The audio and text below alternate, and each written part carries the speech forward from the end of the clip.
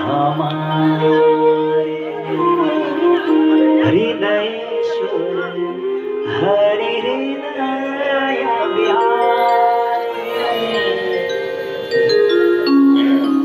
विनती सुने नाथ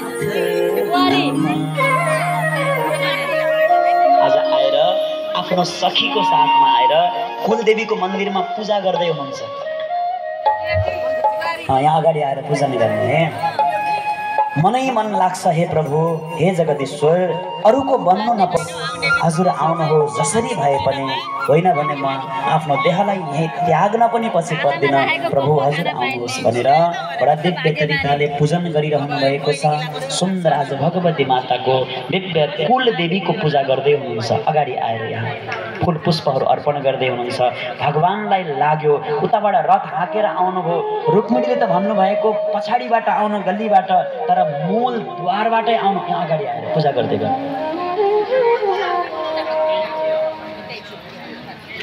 मूल द्वारबाट सबैले देख्ने गरी दिव्य तरिकाले मुस्क मुस्कुराउँदै यत्र तत्र निहाल्दै भगवान आउनु भएको छ। रुक्मिणीले यहाँ पूजा गरिरहनु भएको छ, पूजा गरिरहनु भएको छ। भगवानले चारैतिर निहाल्दै हेर्दै हेर्दै हेर्दै सब जसले देख्यो सब मोहित भए। द्वारमा बसेका द्वारपालहरू कसैले केश हेर्छन्, आहा घुङ्राले केश, कसैले सुन्दर भेष हेर्छन्, कसैले भगवानको चाल हेर्छन्, कसैले भगवानको हाल हेर्छन्। त्यो सुन्दरतामा सब मग्न भएका भगवान मुस्कुराउँदै आएर पूजा गर्दै गरे कि रुक्मिणीको हातमा च्याप्प समातेर आज लिएर भगाएर जानुहुन्छ। आज द्वारकाको तर्फ घुमाएर यता घुमाएर लिएर आउनु।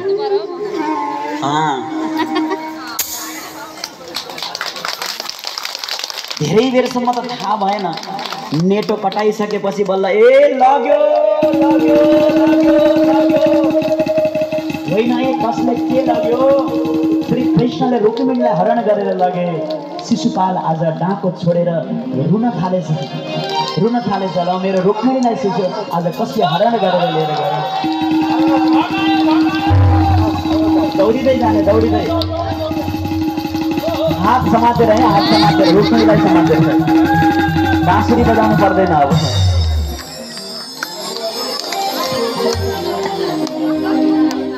एउटा कुरा भनौँ, यता ध्यान दिनु। अब हेर्नुहोस्, घरमा छोरीको चेलीको नातिनीको विवाह गर्ने बेला भएको छ भने ए राम्रो घर परिवार भेटियो भनेर आफ्नै मन खुसीले निर्णय नगर्नु अरे।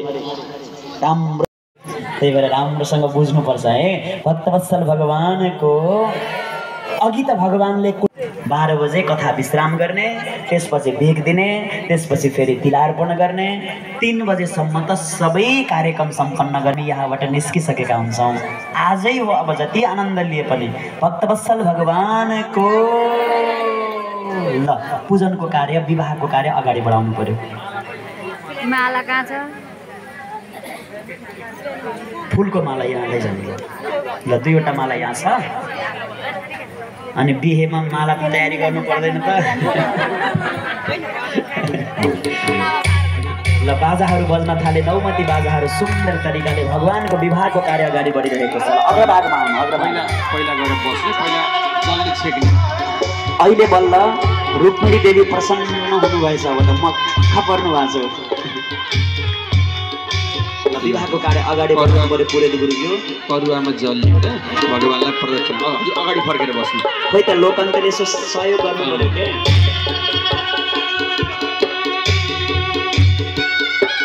कलशमा जल्दिनुहोस् त।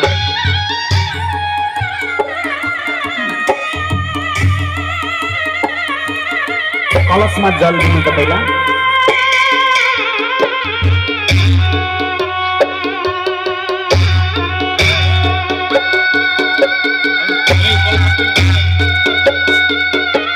टीका लगाउने अनि माला लगाइदिने है।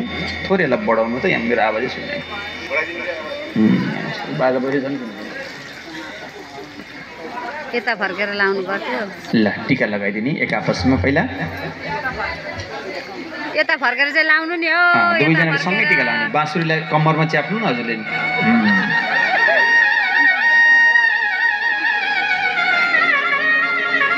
मधुर मधुर बाजाहरू बजिरहेका छन्। ओम मङ्गलम भगवान् नाचगान चलिरहेको छ। मङ्गलम गरुडध्वजः मङ्गलम पुण्डरीकाक्ष मङ्गलाय महाचरण तनोहरि खाले परेछ। तदेव लग्नं सुदिनं तदेव ताराबलं चन्द्रबलं तदेव विद्याबलं दैवबलं तदेव ताली बजाऊ सबैले। स्मरामि लाभस्तेषां कुतस्तेषां वयस्तेषां पराजयो येषां निवरस्यामो हृदयस्थो जनार्दनः यत्र योगेश्वरः कृष्णो यत्र पार्श्वो धनुर्धरः तत्र श्रीविजयो भूतिर्ध्रुवा न तिर्मतिर्ममः विवाह सम्पन्नम् औषधि ल्याएको छ। लगाइदिनु पर्यो। उतै लगाएर आइसकेको भक्तवत्सल भगवानको ल विवाहको कार्य सम्पन्न भएको छ। सबै अतिथिहरूलाई बोलाएर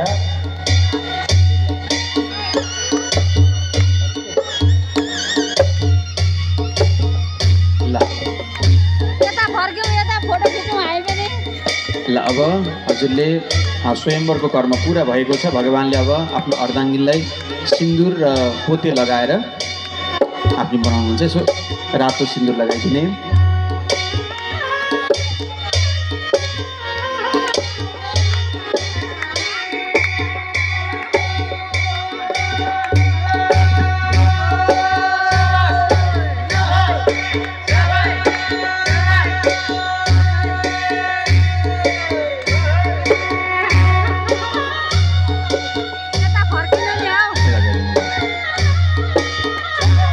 जय हो।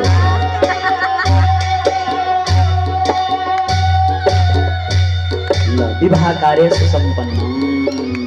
सोही दिन अघि लगाउनु भएको रहेछ, यसो स्पर्श गरेपछि भइहाल्छ। ल भक्तवत्सल भगवानको श्याम सुन्दर भगवानको यसरी विधिवत रूपले द्वारकामा गएपछि ब्राह्मणहरूलाई गुरुहरूलाई बोलाएर दिव्य तरिकाले विवाहको कार्य सुसम्पन्न गर्नुभयो। रुक्मिणीको मनमा जुन भय थियो शिशुपालको, रुक्मिणीलाई पनि एउटा कुर्ची राख्नु।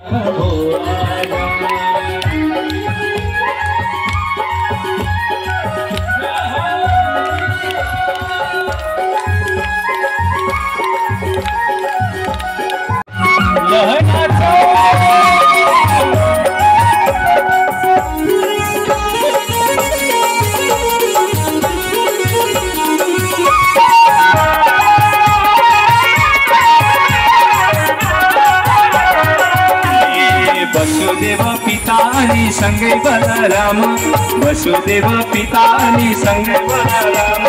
आजदेखि द्वारका भो रुक्मिणीकै नाम, आजदेखि द्वारका भो रुक्मिणीकै नाम।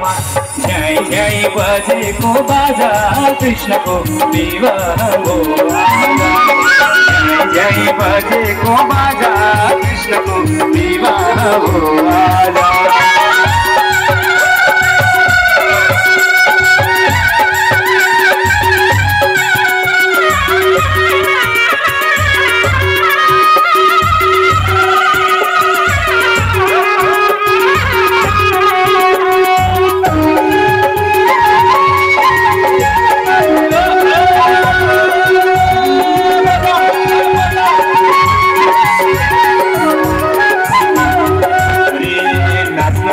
सुरुङ्गाका प्रजाहरू पनि नाच्न थाले, सुरुङ्गाका प्रजाहरू पनि सबै देउता आउन थाले दर्शन गर्न भनी, सबै देउता आउन थाले दर्शन गर्न भनी। झ्याइ झ्याइ बजेको बाजा कृष्णको विवाह